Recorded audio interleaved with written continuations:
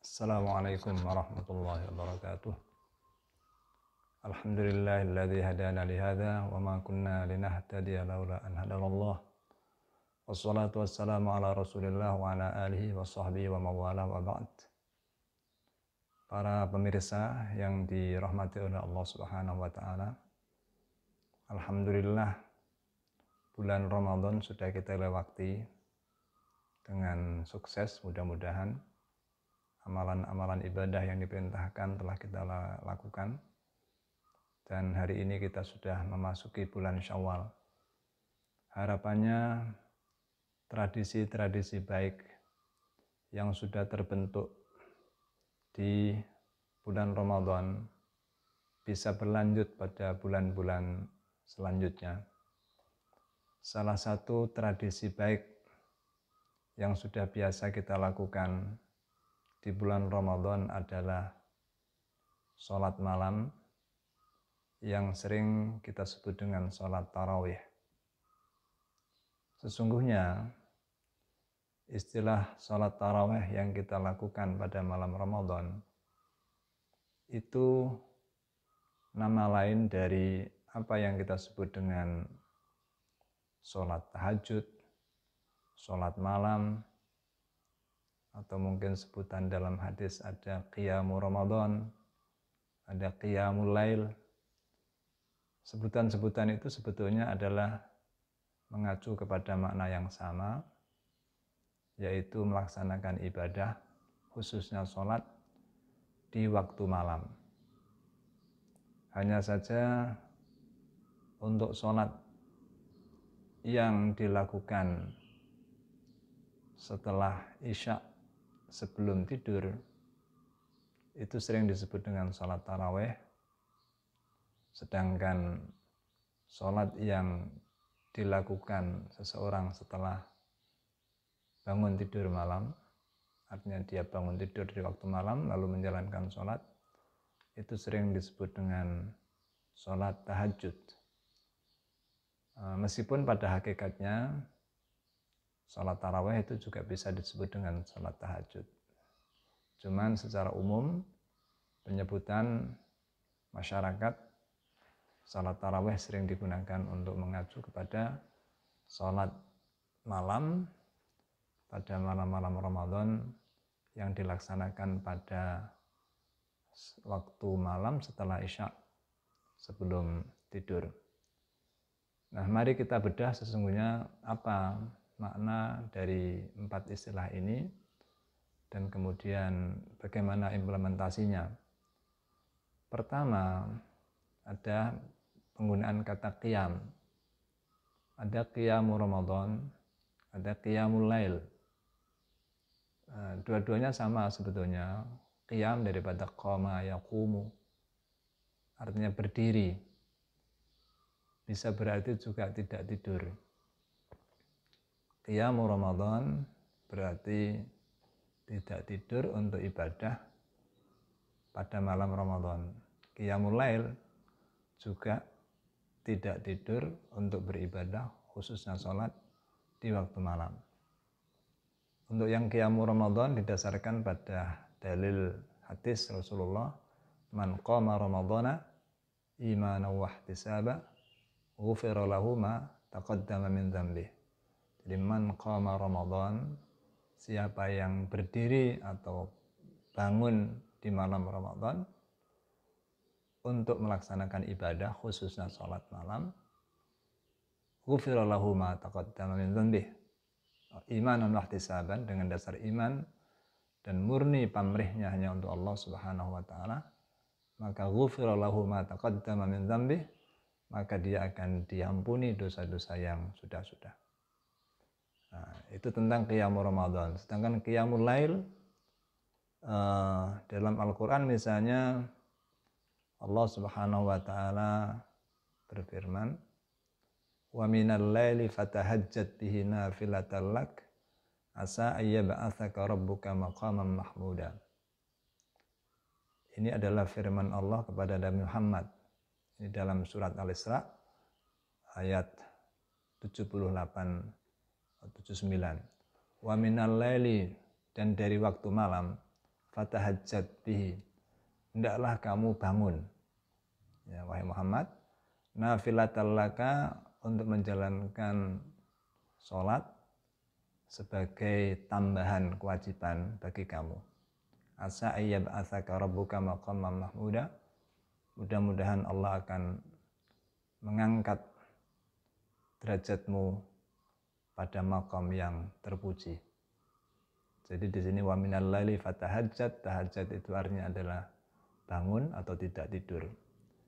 Sehingga sholat tahajud itu sering digunakan ketika untuk menamai sebuah sholat yang dilakukan setelah kita bangun tidur malam, tahajud. Pada ayat yang lain, Qiyamul Lail juga misalnya begini. Dalam surat Al-Muzammil, Allah berfirman, ya ayyuhal muzammil, wahai orang yang sedang tidur berselimut, qumil laila, qumil laila, bangunlah di waktu malam. Jadi Qiyamul Lail, bangunlah di malam, artinya di waktu malam dia bangun. Illa qalila, artinya bangunlah di waktu malam untuk beribadah. Gunakanlah waktu malam untuk beribadah,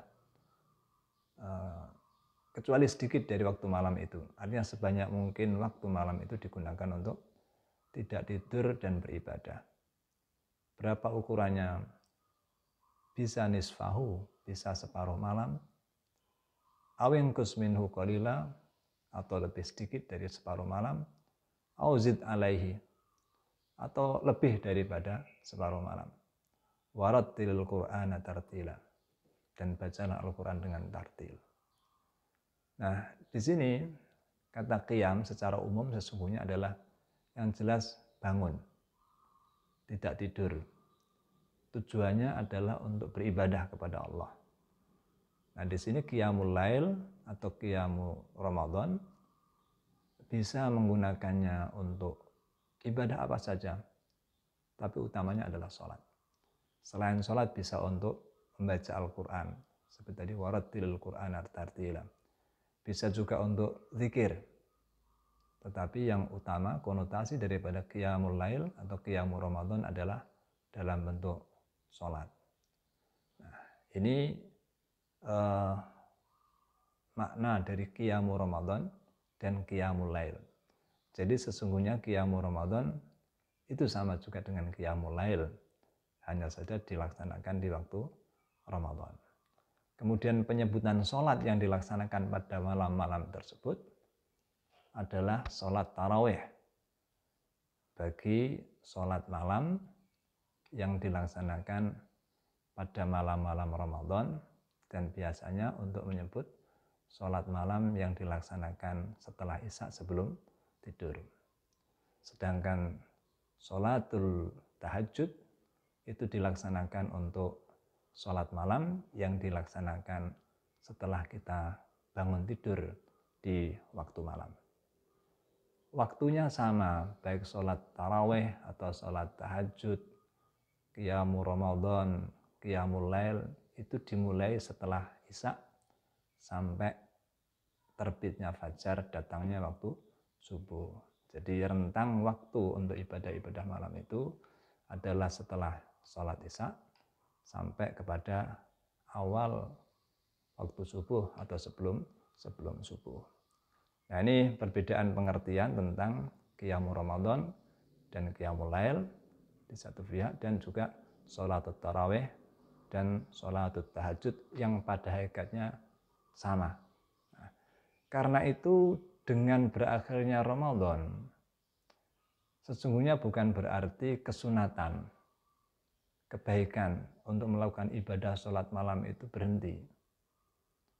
Artinya kita tetap saja baik jika mampu mempertahankan tradisi baik sholat malam yang sudah kita laksanakan secara rutin di malam-malam Ramadan.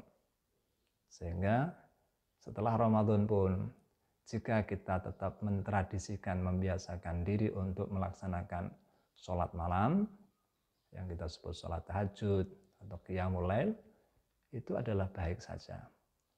Baik kita laksanakan sebelum tidur, ataupun setelah tidur dan bangun di malam malam hari.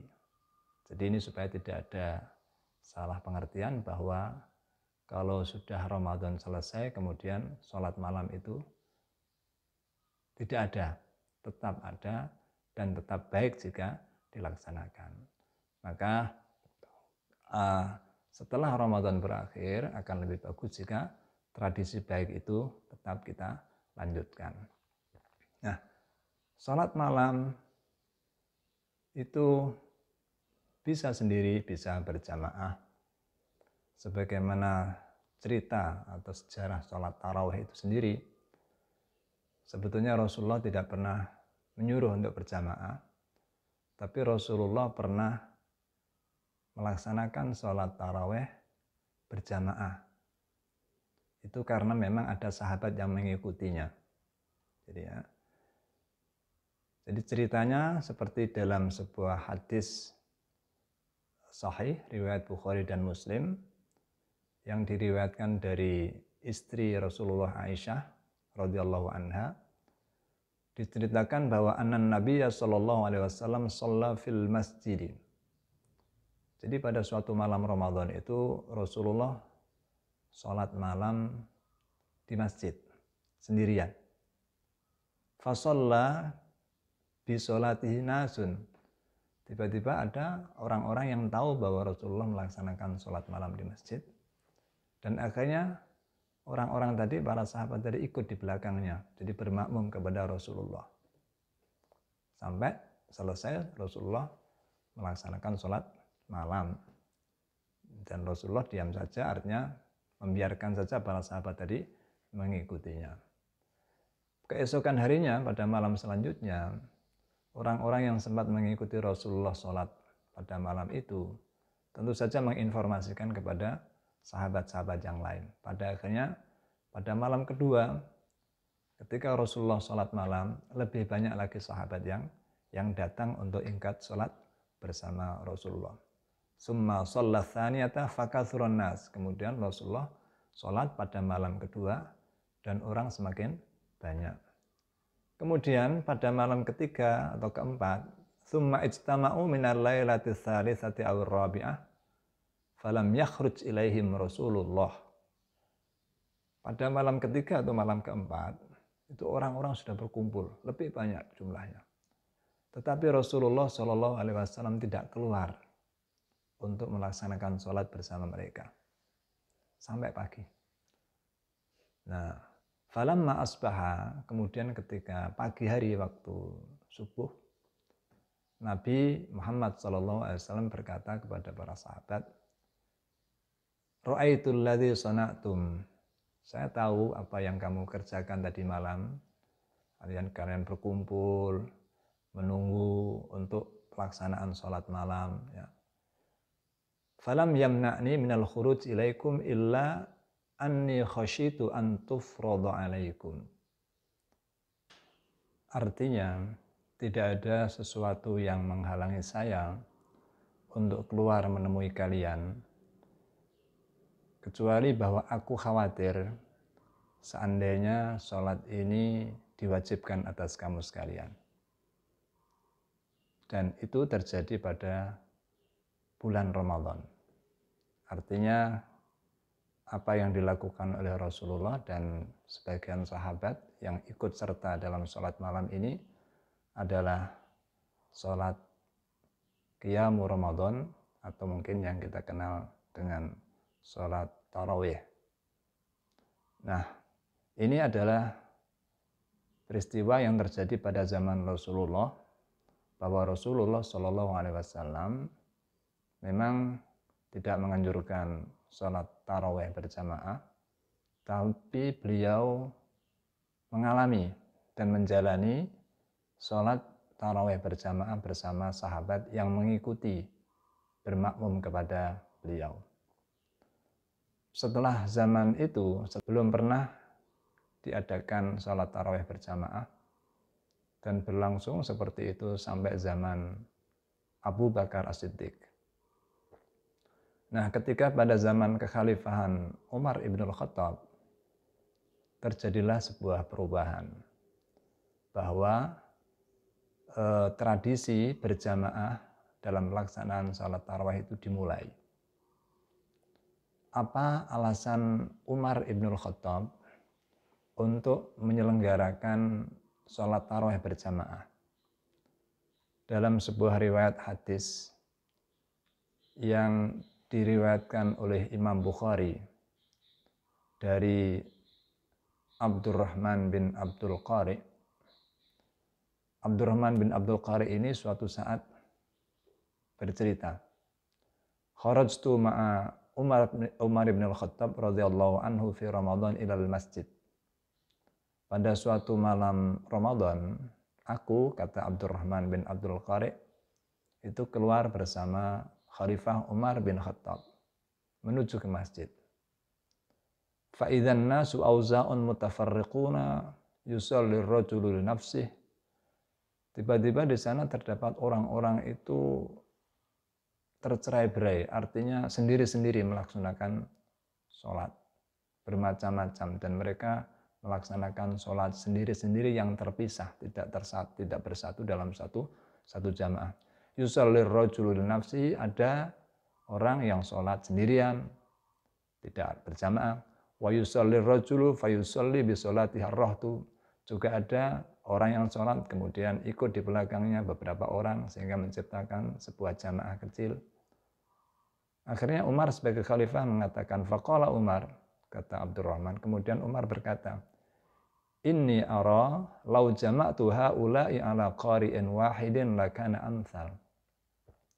Aku berpendapat, seandainya aku kumpulkan mereka ini, umat Islam yang sedang sholat di dalam masjid ini, berkumpulkan dalam satu jamaah, dipimpin oleh seorang qari, seorang imam yang ahli baca Quran, lakana amsal, tentu itu akan lebih bagus. Nah, kemudian dari situ azama, thumma azama. Kemudian dia bertekad untuk mengeksekusi niat tadi, pendapat tadi, fajama'ahum ala Ubay bin Ka'ab radhiyallahu anhu. Kemudian beliau selaku khalifah memerintahkan umat Islam yang sholat di masjid itu untuk melaksanakan sholat jamaah di bawah Imam Ubay bin Ka'ab, yang dia adalah seorang faqih atau ahli Quran. Nah, itulah yang terjadi. Jadi sholat jamaah tarawih itu dikoordinir dan diperintahkan oleh Umar Ibnul Khattab karena melihat kondisi orang-orang Islam di dalam masjid yang tidak tertib. Ada yang melaksanakan sholat sendiri, ada yang menciptakan jamaah kecil, dan itu jumlahnya macam-macam dan banyak. Sehingga diperintahkan untuk melakukan sholat jamaah bersama-sama di bawah Imam Ubay bin Ka'ab. Kemudian Abdurrahman bin Abdul Qari melanjutkan dalam ceritanya, summa kharajtu ma'ahu lailatan ukhra. Kemudian aku pada malam berikutnya juga keluar bersama Umar bin Khattab. Wan nasu yusalluna bi sholati qari'ihim. Dan pada saat itu orang-orang sudah tertib melaksanakan sholat berjamaah di bawah imam satu qari.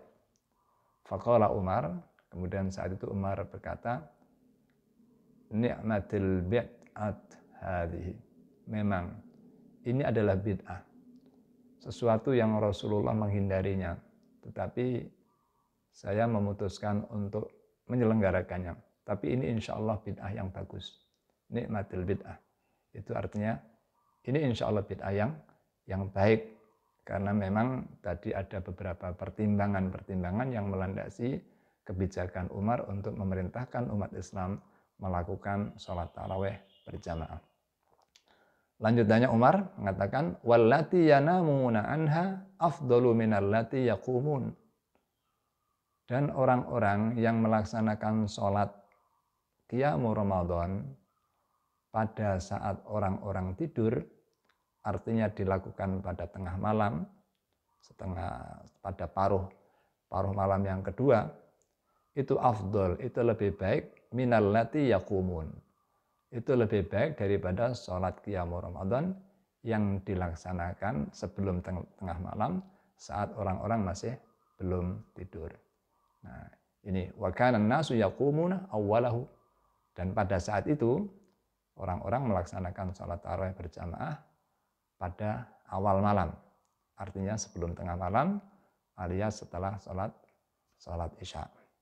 Ini adalah hadis yang diriwayatkan oleh Bukhari tentang asal-usul tradisi sholat tarawih berjamaah yang sampai sekarang kita laksanakan di mana-mana, termasuk di Indonesia. Nah, kemudian terkait jumlah rakaat. Berapa rakaat yang dilaksanakan oleh Umar pada saat itu? Dalam riwayat yang lain dari sahabat As-Sa'ib bin Yazid mengatakan, anna Umar bin Al-Khattab radhiyallahu anhu jama'an nasa fi Ramadan ala Ubay bin Ka'ab wa ala Tamimin ad-Dari ala 21 rakaatan. Bahwa Umar bin Khattab selaku khalifah saat itu mengumpulkan orang-orang Islam pada malam Ramadan untuk sholat jamaah tarawih pada Imam Ubay bin Ka'ab dan juga Tamim ad-Dari. Dan saat itu jumlah rakaatnya adalah 21 rakaat. Dan 21 rakaat itu yaqra'una bil mi'in. Yang dibaca setelah Fatihah itu adalah ayat-ayat atau surat-surat yang berisi ratusan ayat. Jadi panjang-panjang, tidak pendek-pendek. Wa yansorifuna inda furu'il fajr. Dan baru pulang kembali ketika menjelang fajar. Jadi betul-betul qiyamul lail dengan sholat yang bacaannya panjang. Nah, tradisi untuk sholat tarawih dengan 20 rakaat itu berlanjut sampai sesudah zaman Khalifah Umar, zaman Utsman, sampai pada generasi-generasi selanjutnya. Sehingga menurut tradisi yang dipraktekkan oleh umat Islam, itu secara turun-temurun adalah 20 rakaat. Ya, kadang 21, kadang 23, mungkin yang 21 berarti witirnya 1, atau yang 23 witirnya 3, dan begitu. Yang jelas jumlahnya 20-an. Nah, sementara itu terkait jumlah rakaat pada sholat tarawih atau sholat malam ini, juga ada riwayat yang lain yang diriwayatkan dari Siti Aisyah radhiyallahu an, ya, dalam sebuah hadis yang diriwayatkan oleh Bukhari, dan hadis ini diriwayatkan dari Siti Aisyah radhiyallahu anha bahwa Rasulullah itu pada malam Ramadan atau di luar Ramadan dalam melaksanakan sholat malam tidak lebih dari 11 rakaat. Ya. Misalnya kita baca hadisnya, an Abi Salamah ibni Abdurrahman annahu sa'ala Aisyah radhiyallahu anha. Jadi Abu Salamah ini suatu saat bertanya kepada Aisyah, an kaifa kanat sholatu Rasulullah sallallahu alaihi wasallam fi Ramadan. Bagaimana sih sholatnya Rasulullah itu pada bulan Ramadan? Maksudnya qiyamul Ramadan atau salat tarawihnya kayak apa? Faqalat, kemudian Aisyah berkata, "Makana Rasulullah sallallahu alaihi wasallam yazidu fi Ramadan wala fi ghairihi ala 11 raka'atan." Yakni bahwa Rasulullah Muhammad sallallahu alaihi wasallam itu tidak menambah, tidak melebihkan, baik di bulan Ramadan atau di luar Ramadan dalam melaksanakan sholat malam itu lebih dari 11 rakaat. Nah, ini hadis sahih riwayat Bukhari. Nah, tetapi lanjutan hadis itu juga cukup panjang. Yusalli arba'an, bahwa Rasulullah itu sholatnya 4, kemudian 4, kemudian 3. Dalam hadis ini komposisinya seperti itu ya. 4, 3, 3. Jadi 11. Tetapi juga ada penjelasan. Yusalli arba'an. Salat pertama 4 rakaat. Fala tas'al an husnihinna wa tulihinna. Tapi meskipun jumlah rakaat itu 11, jangan kamu tanya tentang panjangnya salat Rasulullah dan bagusnya salat Rasulullah. Kualitas salatnya, kualitas kekhusyuannya. Jangan ditanya tentang itu. Sangat-sangat bagus, sangat-sangat panjang. Ya. Nah gitu. Summa yusalli arba'an, setelah 4, kemudian sholat lagi 4 rakaat. Falatas al-an husnihinna wa tulihinna. Masing-masing rakaat jangan tanya tentang bagusnya sholat Rasulullah dan panjangnya sholat Rasulullah. Baik bacaan Qur'annya, rukuknya, sujudnya, duduknya, semuanya panjang-panjang. Nah, summa yusalli salasan, setelah 4, kemudian Rasulullah sholat 3. Ini adalah witirnya. Summa qalat Aisyah, fakultu, kemudian Aisyah coba bertanya kepada Rasulullah, ya Rasulullah, atanamu qabla an tutira? Wahai Rasulullah, apakah engkau tidur sebelum engkau melakukan witir? Faqala ya Aisyah, wahai Aisyah, inna ainayya tanamani wala yanamu qalbi. Dua mataku mungkin tertidur, tetapi hatiku tidaklah tidur. Ini hadis riwayat Bukhari. Ini adalah hadis yang menjadi dasar sebagian umat Islam yang mendasarkan jumlah rakaat pada sholat taraweh dan witirnya sebanyak 11 rakaat. Ini memang hadisnya adalah hadis sahih. Sementara yang mendasarkan jumlah pada 20 rakaat dengan witir mungkin 21 atau 23, itu memang tradisi yang turun-temurun dari sejak zaman Umar ibn Khattab sampai generasi sesudahnya, bahkan mungkin sampai sekarang, itu yang umum terjadi adalah 20 rakaat sholat taraweh. Dan tidak ada yang mengingkari hal itu. Sehingga ini yang kemudian dijadikan pedoman, pegangan bagi sebagian umat Islam yang lain untuk mengikuti jumlah rakaat salat tarawih sebanyak 20 rakaat plus witirnya, yaitu mungkin 21 atau 23. Nah, di sini misalnya kita kutip apa yang dikatakan oleh Imam Tirmidzi tentang jumlah rakaat 20 tadi. Qala al-Imam Tirmidzi rahimahullah fi sunanihi. Imam Tirmidzi ini adalah seorang rawi hadis. Dia mengatakan di dalam kitab hadis Sunanut Tirmidzi, wa aktsaru ahlil ilmi ala maruya an Umar wa Ali wa ghairihima min ashabin Nabi sallallahu alaihi wasallam 20 rakaatan.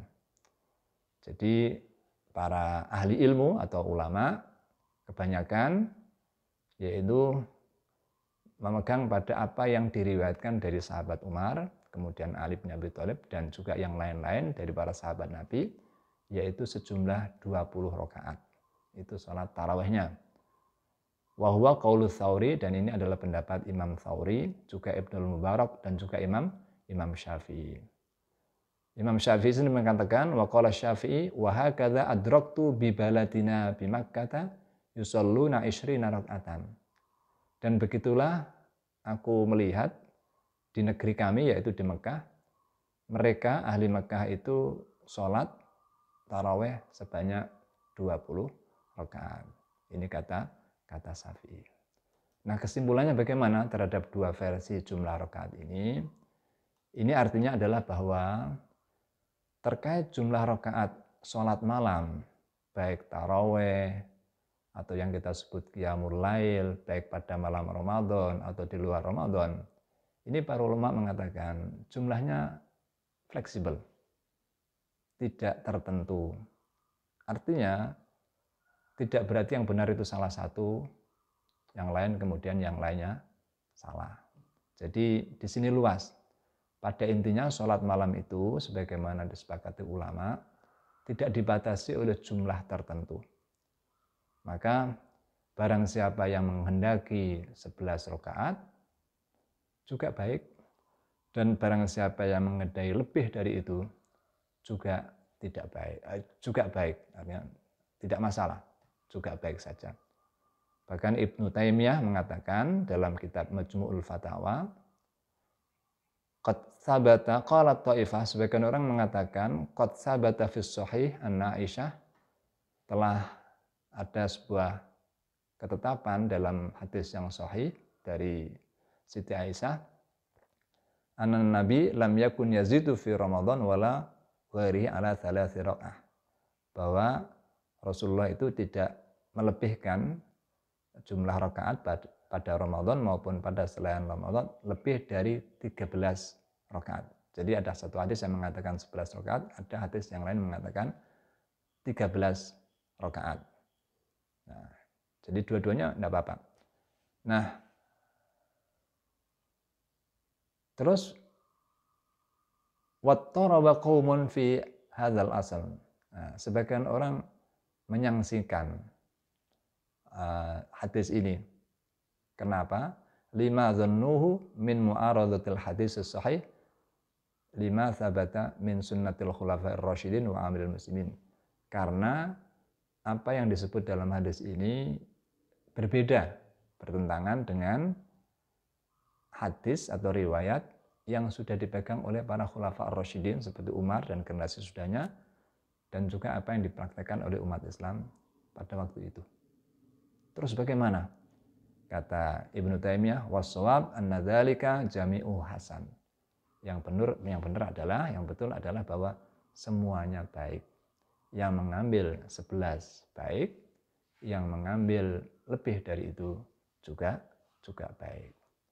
Nah, ini prinsip yang mungkin harus kita pegang dalam mensikapi terutama perbedaan pendapat terkait jumlah rakaat. Yang paling inti adalah bahwa dalam menjalankan sholat itu adalah kualitas sholat, bukan jumlah rakaatnya. Karena kalau kita tahu apa yang diriwayatkan oleh Siti Aisyah tentang sholat Nabi tadi, la tas'al an husnihinna wa tulihinna. Meskipun diriwayatkan Aisyah jumlahnya hanya 11 rakaat, tapi jangan kamu tanya betapa bagusnya sholat Rasulullah itu dan betapa panjangnya. Jadi meskipun 11 rakaat, bisa jadi berjam-jam. Sholatul lail Rasulullah itu bisa setengah malam, atau kurang sedikit, atau bahkan lebih dari itu. Itu seperti yang kita lihat pada surat Al-Muzammil.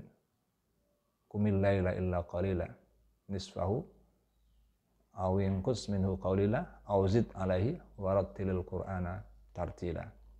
Nah itu. Bahkan dalam satu riwayat yang lain, bagaimana sih gambaran sholatnya Rasulullah di waktu malam itu. Ketika dia melaksanakan sholat malam, bukan sholat berjamaah 5 waktu di masjid, tapi sholat malamnya Rasulullah. Dalam sebuah hadis yang juga sahih, yakni diriwayatkan oleh hadis riwayat Muslim, dari sahabat Hudzaifah ibnul Yaman, dia menceritakan, Shallaitu ma'an Nabi sallallahu alaihi wasallam dzata lailatin. Jadi Hudzaifah ibnul Yaman ini suatu ketika ikut sholat bersama Rasulullah, sholat malam. Ya. Faftatahal baqarata. Kemudian Rasulullah dalam sholatnya setelah Fatihah, kemudian membaca surat Al-Baqarah. Ya. Surat Al-Baqarah itu kan panjang. 286 ayat. Kalau juz itu berarti 2 juz setengah kira-kira. Nah, tentu saja tidak hanya beberapa ayat sebagaimana mungkin kita. Tetapi Rasulullah dalam cerita Hudzaifah ini membaca terus beberapa ayat. Fakultu. Kemudian aku, kata Hudzaifah mengatakan, yarka'u indal mi'ah. Mungkin Rasulullah ini akan rukuk ketika sudah membaca 100 ayat dari surat Al-Baqarah. Ternyata ketika sampai ayat sampai 100-an, summa madha, tapi ternyata masih berlanjut. terus membaca. Jadi lebih dari 100 ayat.